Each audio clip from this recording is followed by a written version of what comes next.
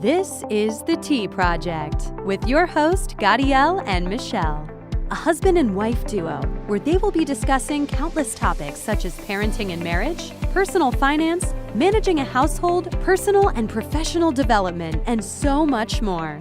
Gadiel is a father, husband, a military veteran, and a lawyer. Michelle is a mother, wife, boss, and above all, a productivity enthusiast. Each week, they will be providing you with fresh and valuable content, so stay tuned. And now, welcome to The Tea Project. Hi, everybody. This is another episode of Tea Project. Hi, everybody. Today, we're going to have a great episode on credit cards. Michelle is going to read us a question from one of our listeners. All right, and this person goes on to, or ask, is, I have a ton of high balance credit cards. I want to pay them off, but where do I start? That's an excellent question. But before we go forward, folks, we're going to give you the legal disclaimer. Remember that we're giving you general principles, general information. It's not should be taken as financial advice.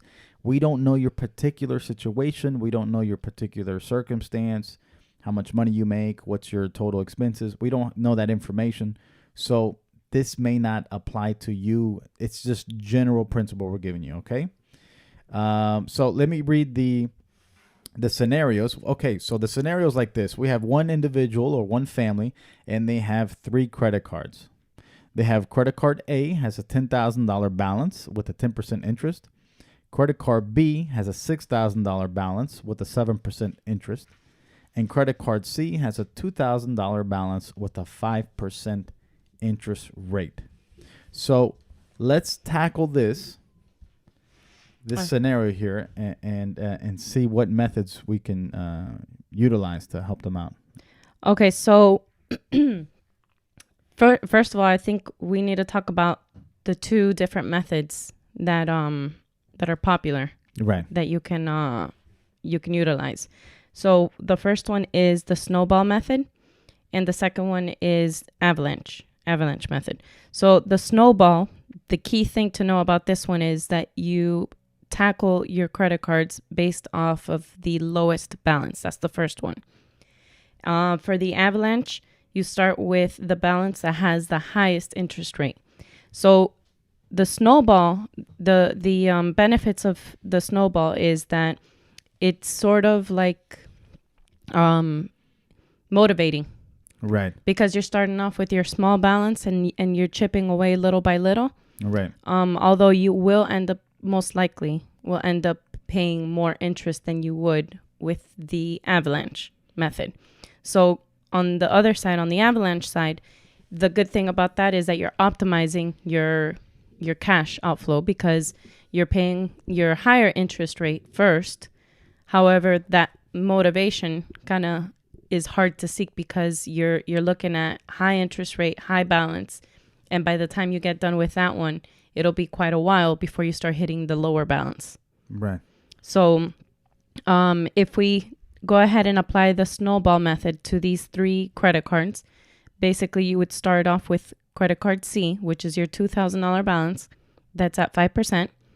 And that should, depending on your on the minimum payment or the amount that you put into it, obviously that'll depend on how long you'll have that balance. But once you do get done with that payment or once you're done with that loan, you pretty much only have, $16,000 on those 2 right. Credit cards. So you've already, in a short period of time, have tackled one of your credit cards, leaving you with just 2. Now, on the Avalanche side, yes, it'll take you a long time to get through just one of them because of the direction you're taking. However, the interest rate, you're getting rid of the higher interest rate balance, which means you're not going to, long run, you're not going to spend as much. So I think the key thing is that you have to focus on each debt one at a time. If we go back to the $10,000 and we just look at that one by itself, one of the things that you can do is search for other credit cards that will, give you lower interest rate. You can call your credit card company and negotiate. Can you bring my interest rate down? Maybe do a balance transfer. The balance transfers are pretty good because you could probably go 6 months to approximately, I think it's 18 months. It can go as far as that, where you only pay a transaction fee. It can range between 3 and 5%. But at least you pay that up front, and then you've got 6 months, 12 months, or 18 months, depending on what they offer you to pay that down. Right.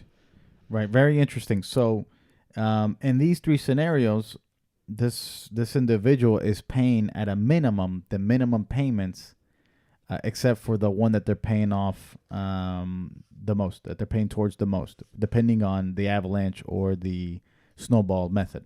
Correct.